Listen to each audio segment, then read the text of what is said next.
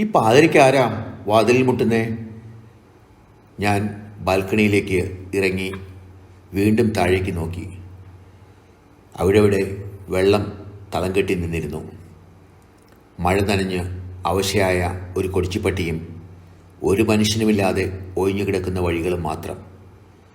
നല്ല തണുത്ത കാറ്റുണ്ട്. മുറ്റത്തെ മാവിൽ നിന്നും ഒരു ചുള്ളിക്കമ്പ് ഒടിഞ്ഞു വീണു. ദൂരെ ഇടിമുഴക്കം കേൾക്കാം. ഇനിയും മഴയ്ക്ക് സാധ്യതയുണ്ട്. ഞാൻ ചിന്തയിൽ നിന്നുണർന്നു.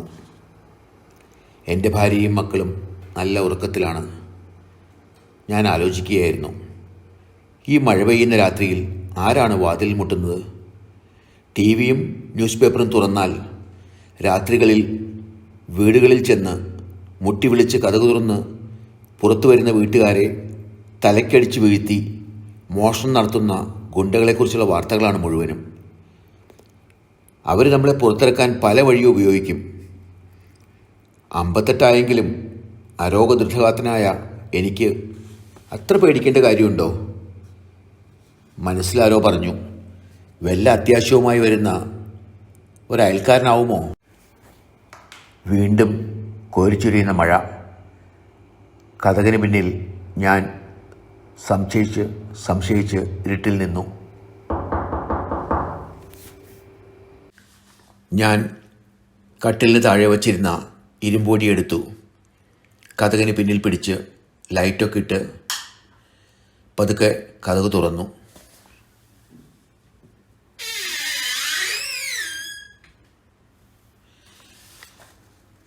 പൊക്കം കുറഞ്ഞ് നീണ്ട മുടിയും മാസങ്ങളായി വടിക്കാത്ത താടിയുമായി വൃത്തിഹീനനായ ഒരു മനുഷ്യൻ മഴയിൽ കുതിർന്ന് അവിടെ നിന്നിരുന്നു. അയാൾ തണുത്തു വിറയ്ക്കുന്നുണ്ടായിരുന്നു. എനിക്ക് കഷ്ടം തോന്നി, കുറച്ച് പേടിയും. ഞാൻ ഇരുട്ടിലേക്ക് നോക്കി. അയാളുടെ കൂട്ടുകാർ ഒളിഞ്ഞു നിൽക്കുന്നുണ്ടോ? അയാൾ എന്നെ ദയനീയമായി നോക്കുന്നുണ്ടായിരുന്നു. ആ കണ്ണുകളിലെ പ്രകാശം എവിടെയോ കണ്ടുമറന്ന പോലെ. പെട്ടെന്ന് അയാൾ ഏങ്ങലടിച്ച് കരഞ്ഞുകൊണ്ട് ചോദിച്ചു, എൻ്റെ പ്രാഞ്ചി, നിനക്കെന്നെ മനസ്സിലായില്ലേ? എൻ്റെ പേര് ഫ്രാൻസിസ് എന്നാണ്. പക്ഷേ അടുത്ത സുഹൃത്തുക്കൾ എന്നെ പ്രാഞ്ചി എന്ന് വിളിക്കും. പ്രാഞ്ചി എന്നുള്ള ആ വിളി എൻ്റെ ഹൃദയത്തിൽ എവിടെയോ മുഴങ്ങി. എവിടെയാണ് ആ വിളി കേട്ടത്? പക്ഷേ ഒരു പിടുത്തവും ഉണ്ടായില്ല. വെറുതെ തോന്നലാവും. എന്നെ പറ്റിക്കാൻ വന്ന വല്ല കൊള്ളക്കാരനുമാവും. അവൻ്റെ കൂട്ടുകാർ അവിടെ എവിടെയെങ്കിലുമൊക്കെ ഒളിച്ചിരിക്കുന്നുണ്ടാവും. ഇപ്പോൾ ഓടി വരും. പെട്ടെന്ന് അയാൾ ഉറക്കെ കരഞ്ഞു തുടങ്ങി. എന്നിട്ട് പറഞ്ഞു, പ്രാഞ്ചി, ഞാൻ ദേവസിയാണ്. നിൻ്റെ കൂടെ പണ്ട് കോളേജിൽ പഠിപ്പിച്ചിരുന്നില്ലേ, ആ ദേവസി. എൻ്റെ ദൈവമേ, ഇത് സത്യമാണോ? വർഷങ്ങൾക്ക് മുൻപ് ഞങ്ങളുടെ കോളേജിൽ പഠിപ്പിച്ചിരുന്ന ഇംഗ്ലീഷ് പ്രൊഫസർ. അയാൾക്ക് നല്ല ഗോതമ്പിൻ്റെ നിറമായിരുന്നു. ഞാൻ പഠിപ്പിച്ചിരുന്നത് മലയാളമായിരുന്നു, പ്രശസ്തമായ ഒരു പാരലൽ കോളേജിൽ. എൻ്റെ മലയാളം കവിതാപാരായണം കേൾക്കാൻ കുട്ടികൾ തടിച്ചുകൂടുമായിരുന്നു. കുട്ടികൾക്കെല്ലാം എൻ്റെ ക്ലാസ് വളരെ ഇഷ്ടമായിരുന്നു. എനിക്ക് ഈ പുതിയ ട്രെൻഡിലും ഫാഷനിലും ഒന്നും വലിയ കമ്പമില്ലായിരുന്നു. എൻ്റെ പ്രേമം മുഴുവൻ മലയാള സാഹിത്യത്തിനോടായിരുന്നു. ലൈബ്രറിയിലിരുന്ന് പഴയ കവിതകൾ തപ്പിയെടുത്ത് എൻ്റെ ശിഷ്യന്മാർക്ക് മുന്നിൽ അവതരിപ്പിക്കുകയായിരുന്നു എൻ്റെ പ്രധാന വിനോദം. ഞാൻ പഠിപ്പിക്കുന്ന കോളേജ് എൻ്റെ ഗ്രാമത്തിൽ നിന്ന് അധികം ദൂരമൊന്നും ആയിരുന്നില്ല. എന്നാലും കൂടെ പഠിപ്പിക്കുന്ന മറ്റു ചെറുപ്പക്കാരുടെ കൂടെ ടൗണിലെ ഒരു ലോഡ്ജിലായിരുന്നു എൻ്റെ താമസം. എൻ്റെ കൂടെ താമസിച്ചിരുന്നതിൽ ഒരാൾ കോസ്റ്റ് അക്കൗണ്ടൻസി പഠിപ്പിച്ചിരുന്ന രാമനും മറ്റേയാൾ മെർക്കൻറ്റൈൽ ലോയും കമ്പനി ലോയും പഠിപ്പിച്ചിരുന്ന മാത്യു എന്ന വക്കീലുമായിരുന്നു. വൈകുന്നേരങ്ങളിൽ ചില കോളേജ് വിദ്യാർത്ഥികൾ വരുമായിരുന്നു. ചിലർ വെറുതെ വാചകമടിക്കാനും മറ്റു ചിലർ ട്യൂഷനുമൊക്കെയായി. രാത്രിയായാൽ പിന്നെ മോഹൻലാലിൻ്റെ അഡ്വർടൈസ്മെൻറ്റിൽ പറയുന്ന പോലെ, വൈകിട്ടെന്താ പരിപാടി? എന്ത് പരിപാടി? സ്ഥിരം ബാച്ചലർ പാർട്ടി തന്നെ. ഒരു വീക്കെൻഡിൽ ഞങ്ങൾ വളരെ കാര്യമായി ഒരു മലയാളം സിനിമയെക്കുറിച്ച് ചർച്ച ചെയ്യുകയായിരുന്നു. ആരോ കോളിംഗ് ബെൽ അടിച്ചു.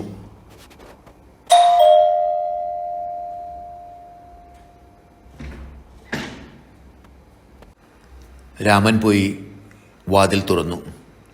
നിറയെ മുടിയും ആരെയും മയക്കുന്ന ചിരിയുമായി ഒരു ചെറുപ്പക്കാരൻ ഒരു സൂട്ട് കേസും പിടിച്ച് നേരെ മുറിയിലേക്ക് കയറി വന്ന് എൻ്റെ കട്ടിലിരുന്നു.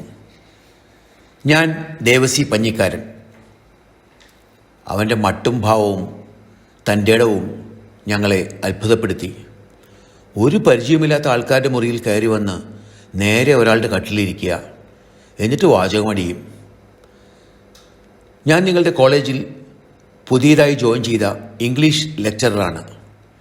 വളരെ ദൂരെ നിന്നാണ് വരുന്നേ. പ്രിൻസിപ്പോൾ പറഞ്ഞു ഇവിടെ കുറച്ച് ബാച്ചിലേഴ്സ് താമസിക്കുന്നുണ്ട് എന്ന്.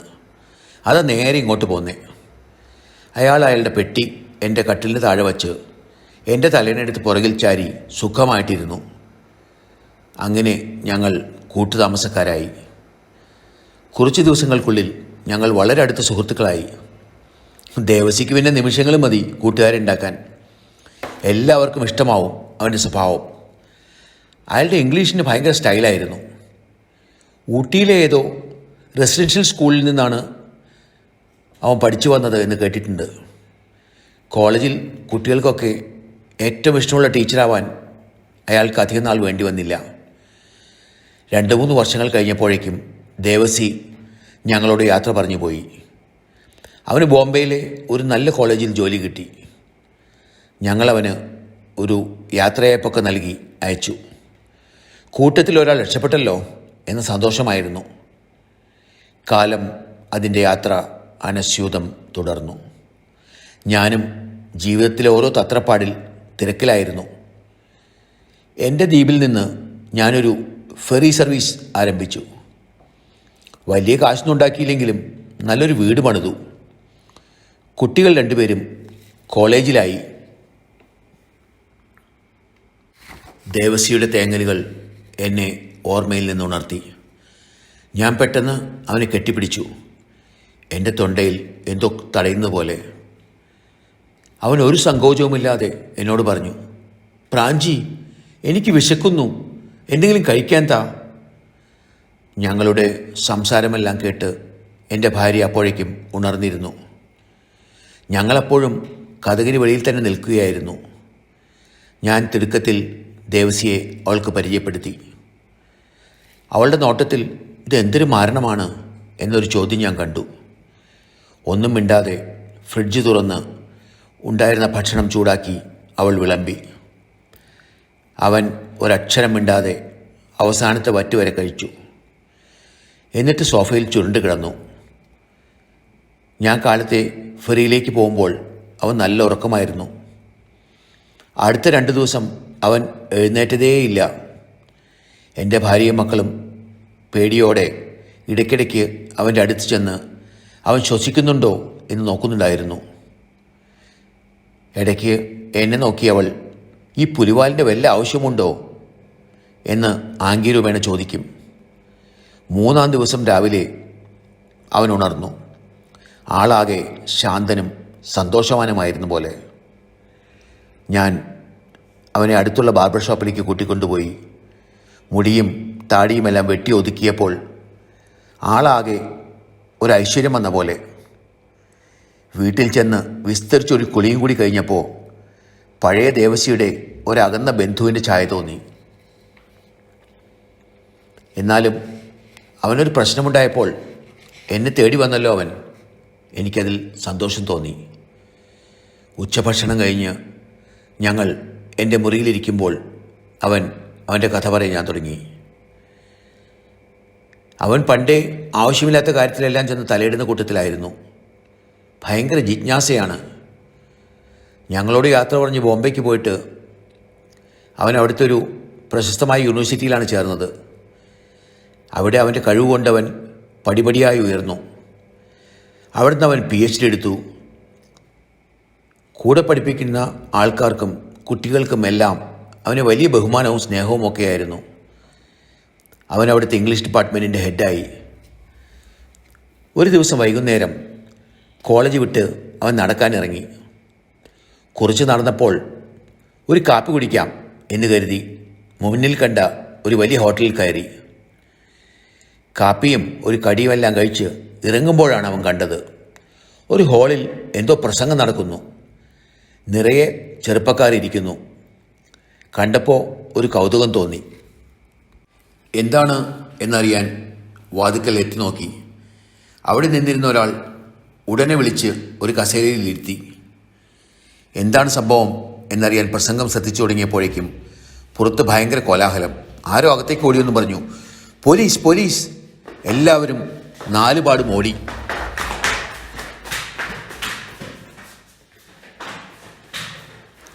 എന്താണ് സംഭവിക്കുന്നതെന്ന് മനസ്സിലാകാതെ ദേവസി പകച്ചു നിന്നു.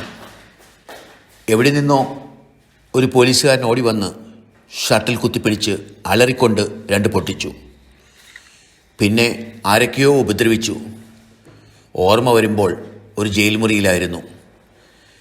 2-3 ദിവസം അടിയും തൊഴിയും ബോധം നഷ്ടപ്പെടലും എല്ലാമായി കഴിഞ്ഞു.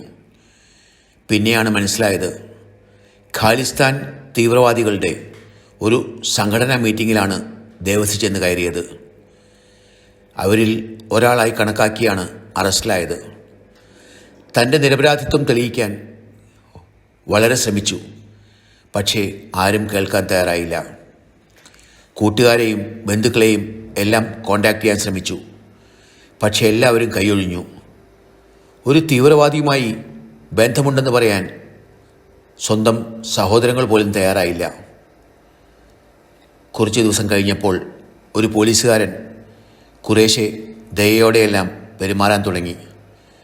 അയാൾക്ക് ദേവസിയുടെ സ്ഥിതി മനസ്സിലായതുപോലെ അയാൾ പറഞ്ഞു, ദേവസി ജോലി ചെയ്തിരുന്ന കോളേജ് അയാളെ ജോലിയിൽ നിന്ന് പിരിച്ചുവിട്ടു. പിന്നെ ആരെയും ബന്ധപ്പെടാൻ ശ്രമിച്ചില്ല. 5 കൊല്ലം കഠിന തടവ് കഴിഞ്ഞപ്പോൾ അവിടെ നിന്ന് ഇറക്കി വിട്ടു. അവിടെ അത്രയും കാലം ചെയ്ത ജോലിയുടെ കൂലിയായി കുറച്ച് കാശും കൊടുത്തു. എവിടേക്ക് പോകണം എന്ന് ഒരു രൂപവുമില്ലായിരുന്നു. സ്വന്തം വീട്ടിലേക്ക് പോകാൻ പോലും പേടിയായിരുന്നു. ആത്മഹത്യ ചെയ്താലോ എന്നാലോചിച്ചു. അതിനുള്ള ധൈര്യം പോലും ഉണ്ടായില്ല. കുറേ ആലോചിച്ച ശേഷം അവൻ എൻ്റെ അടുത്ത് വരാൻ തീരുമാനിച്ചു. പകൽ വന്ന് എന്നെ കണ്ടാൽ എനിക്ക് പ്രശ്നമായാലോ എന്ന് വിചാരിച്ച് ഇരുട്ടാവാൻ കാത്തുനിന്നതാണ്. എനിക്ക് എല്ലാവരോടും ദേഷ്യം തോന്നി. നമ്മുടെ സമൂഹത്തിനോടും വ്യവസ്ഥിതിയോടും. പാവം എൻ്റെ കൂട്ടുകാരൻ ചെയ്യാത്തൊരു തെറ്റിനു വേണ്ടി എന്തെല്ലാം അനുഭവിച്ചു. ഞങ്ങൾ പരസ്പരം കൈകൾ കൂട്ടിപ്പിടിച്ച് കുറേ നേരം കരഞ്ഞു. എൻ്റെ ഭാര്യ എല്ലാം ശ്രദ്ധിക്കുന്നുണ്ടായിരുന്നു. എന്തോ ഒരു പന്തികേട് ഉണ്ടെന്ന് അവൾക്കും തോന്നി. അവൾ എന്നെ അകത്തേക്ക് വിളിച്ച് കാര്യങ്ങൾ തിരക്കി. വേറെ വഴിയൊന്നുമില്ല. എനിക്ക് അവളോടെല്ലാം പറയേണ്ടി വന്നു. അവൾക്ക് എൻ്റെ കൂട്ടുകാരനോട് സഹതാപം തോന്നി. പക്ഷേ ഈ മാരണമെടുത്ത് തലയിൽ വയ്ക്കരുത് എന്നവൾ എന്നെ താക്കീത് ചെയ്തു. ഒരു ഭീകരനെ സഹായിച്ച് നിങ്ങൾ ജയിലിൽ പോകുന്നത് കാണാൻ എനിക്ക് വയ്യ, അവൾ പറഞ്ഞു.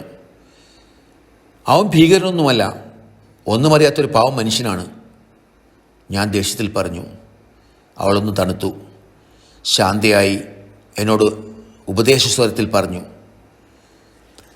നിങ്ങൾക്ക് അയാളെ വിശ്വാസമായിരിക്കാം, പക്ഷേ സമൂഹം അത് അംഗീകരിക്കുമെന്ന് നിങ്ങൾക്ക് തോന്നുന്നുണ്ടോ? നമുക്ക് ഇപ്പം തന്നെ ആവശ്യത്തിലധികം പ്രശ്നങ്ങളുണ്ട്.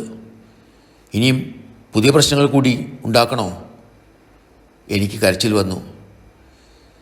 എൻ്റെ കൂട്ടുകാരനെ ഉപേക്ഷിക്കാൻ എനിക്ക് പറ്റുമോ? എന്താ ചെയ്യുക? ഒരു എത്തും പിടിയുമില്ല. അന്ന് രാത്രി ഞങ്ങൾ ആ വിഷയം സംസാരിച്ചതേയില്ല. പിറ്റേന്ന് രാവിലെ ഞാൻ ദേവസ്യ വിളിക്കാൻ ചായയുമായി ചെന്നു. പക്ഷേ അവനവിടെ ഉണ്ടായിരുന്നില്ല. ഞാൻ എല്ലായിടത്തും തിരക്കി. അവനവിടെ എവിടെയോ അപ്രത്യക്ഷനായതുപോലെ എനിക്ക് സങ്കടം തോന്നി. പക്ഷേ അതിലുപരി എനിക്ക് അത്ഭുതമായിരുന്നു. എൻ്റെ ഉള്ളിലെവിടെയോ എൻ്റെ മനസ്സിലെ ടെൻഷൻ ഒഴിഞ്ഞ പോലെ ഇനി ദേവശ്രീയുടെ പ്രശ്നങ്ങൾ ചിന്തിച്ച് വിഷമിക്കേണ്ട കാര്യമില്ലല്ലോ. എനിക്ക് എന്നോട് തന്നെ അവജ്ഞ തോന്നി. ഞാൻ ഇത്രയ്ക്ക് സ്വാർത്ഥനാണോ? എൻ്റെ കൂട്ടുകാരൻ്റെ ജീവിതത്തെക്കാൾ എനിക്ക് എൻ്റെ മനസമാധാനമാണോ വലുത്?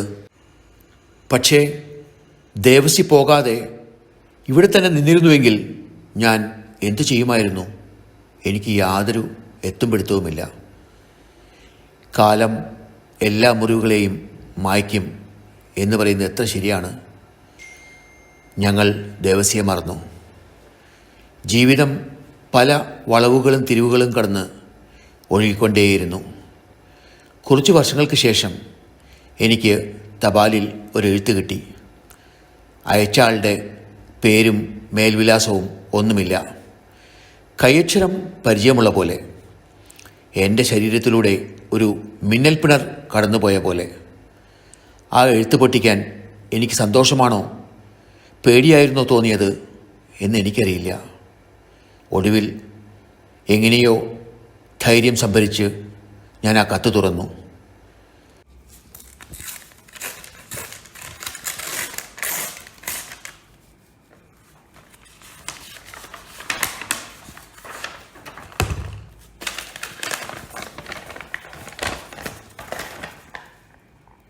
പ്രിയപ്പെട്ട പ്രാഞ്ചി, ഇത് നിൻ്റെ കൂട്ടുകാരൻ ദേവസിയാണ്. നീയും കുടുംബവും സന്തോഷമായിരിക്കുന്നുവെന്നും നിൻ്റെ ഫെറി സർവീസ് നിന്നെ ഒരു പണക്കാരനാക്കി കാണുമെന്നും വിശ്വസിക്കുന്നു. ഞാൻ ഏതാണ്ട് ഒരു കരയ്ക്കണഞ്ഞു എന്ന് പറയാം. സന്തോഷവാനാണോ എന്ന് ചോദിച്ചാൽ എനിക്കറിയില്ല. പക്ഷേ കുഴപ്പങ്ങളില്ലാതെ പോകുന്നു. താമസിക്കുവാൻ വൃത്തിയുള്ള ഒരു വീടുണ്ട്. ഒരു തരക്കേടില്ലാത്ത ജോലിയുണ്ട്. ഏറ്റവും സമാധാനം തരുന്ന ഒരു കാര്യം എന്താണെന്ന് വെച്ചാൽ എന്നെ പരിചയമുള്ള ഒരു മുഖവും എനിക്ക് കാണേണ്ടി വരുന്നില്ല എന്നുള്ളതാണ്. എൻ്റെ ജീവിതത്തിലെ ജയപരാജയങ്ങളെപ്പറ്റി എനിക്കാരോടും ബോധിപ്പിക്കേണ്ട ആവശ്യമില്ല. അന്നു രാത്രി ഞാൻ നിന്നോട് പറയാതെ വീട് വിട്ട് ഇറങ്ങിപ്പോരുമ്പോൾ ഞാൻ ചിന്തിച്ചത്, നിനക്ക് എന്നെ സഹായിക്കാനുള്ള ഒരു മനസ്സുണ്ട്. പക്ഷേ നിനക്ക് നിൻ്റേതായ ധാരാളം പ്രശ്നങ്ങളുമുണ്ടായിരുന്നു. അതിനിടയ്ക്ക് എൻ്റെ പ്രശ്നങ്ങളും കൂടി കൂട്ടിക്കുഴച്ച് നിന്നെ വിഷമിപ്പിക്കേണ്ട എന്ന് ഞാൻ വിചാരിച്ചു. അതുകൊണ്ട് ഞാൻ ബോംബെക്ക് തിരിച്ചു പോന്നു. എന്നെ പരിചയമുള്ള ആളുകളിൽ നിന്നും എനിക്ക് പരിചയമുള്ള സ്ഥലങ്ങളിൽ നിന്നും എല്ലാം വളരെ അകലേക്ക് ഞാൻ യാത്ര ചെയ്തു. കണ്ട വഴിയിലെല്ലാം ഞാൻ അലഞ്ഞു. അവസാനം ഒരു ഹോട്ടലിൽ സപ്ലയറായി ഒരു ജോലി കിട്ടി. പാത്രം കഴുകാനും അടിച്ചു വാരാനും എല്ലാം പഠിച്ചു. എൻ്റെ പഴയ കഥയൊന്നും ഞാൻ ആരോടും പറഞ്ഞില്ല. എൻ്റെ വിദ്യാഭ്യാസ യോഗ്യതകളെല്ലാം ഞാൻ എല്ലാവരിൽ നിന്നും മറച്ചു വച്ചു. ഞങ്ങളുടെ ഹോട്ടലിൽ പതിവായി ഭക്ഷണം കഴിക്കാൻ വരുന്ന ഒരു തമിഴനുമായി ഒരു നല്ല സുഹൃത്ത് ബന്ധം സ്ഥാപിച്ചു. ഒരിക്കൽ ഞാൻ അയാളോട് എൻ്റെ കഥകളെല്ലാം പറഞ്ഞു. അയാൾക്ക് എന്നോട് സഹതാപം തോന്നി. കുറച്ച് നാൾ കഴിഞ്ഞപ്പോൾ അയാൾ എന്നോട് പറഞ്ഞു, അദ്ദേഹത്തിൻ്റെ ഒരു സുഹൃത്തിന് ഊട്ടിയിൽ ഒരു തേയിലത്തോട്ടമുണ്ട്. അവിടെ കാര്യങ്ങളെല്ലാം നോക്കി നടത്താൻ അയാൾക്ക് വിശ്വസ്തനായ ഒരു മാനേജരെ ആവശ്യമുണ്ട്. ഞാൻ നിങ്ങളുടെ കാര്യം പറഞ്ഞിട്ടുണ്ട്. അദ്ദേഹം പറഞ്ഞു, എൻ്റെ എസ്റ്റേറ്റ് നഗരത്തിൽ നിന്ന് വളരെ ദൂരെയാണ്, ഒരു കാട്ടിലാണ്. അവിടെ ആവുമ്പോൾ മറ്റാൾക്കാരെയൊന്നും കാണേണ്ടി വരില്ല. താമസിക്കാനൊരു സ്ഥലവും ഭക്ഷണവും തരക്കേടില്ലാത്തൊരു ശമ്പളവും തരാം. ഇഷ്ടമാണെങ്കിൽ വരാൻ പറയൂ എന്ന്. എനിക്ക് വേറെ എന്താ ആലോചിക്കാനാ? ഞാനുടനെ സമ്മതിച്ചു. ഇപ്പോൾ 3 വർഷമാകുന്നു ഞാനിവിടെ ജോലി ചെയ്യുമ്പോൾ. കുറച്ച് പൈസയും സൂക്ഷിച്ചു വച്ചിട്ടുണ്ട്. നിനക്ക് ഡ്രാഫ്റ്റോ മണി ഓർഡറോ ഒക്കെ അയച്ച് നിന്നെ ഒരു പ്രശ്നത്തിൽ ചാടിക്കാൻ ഞാൻ ഉദ്ദേശിക്കുന്നില്ല. അതിനാൽ ഉള്ള പൈസ ഞാൻ ഈ കവറിൽ വയ്ക്കുന്നു. നിനക്ക് പൈസയുടെ ആവശ്യമുണ്ടാവും എന്നെനിക്കറിയാം. ഓരോ എഴുത്തിലായി ഞാൻ കുറേശ്ശെ അയക്കാം. എനിക്ക് പിന്നെ സ്വന്തം എന്ന് പറയാൻ വേറെ ആരുമില്ലല്ലോ, നീ അല്ലാതെ. ഞാനൊരിക്കലും നിന്നെ കാണാൻ അവിടെ വരികയോ നിന്നെ മറ്റുള്ളവരുടെ മുന്നിൽ നാണം കെടുത്തുകയോ ചെയ്യില്ല. നീ പ്രാർത്ഥിക്കുമ്പോൾ ഇടയ്ക്ക് എനിക്ക് വേണ്ടിയും പ്രാർത്ഥിക്കുക. വളരെ സ്നേഹത്തോടെ, സ്വന്തം ദേവസി.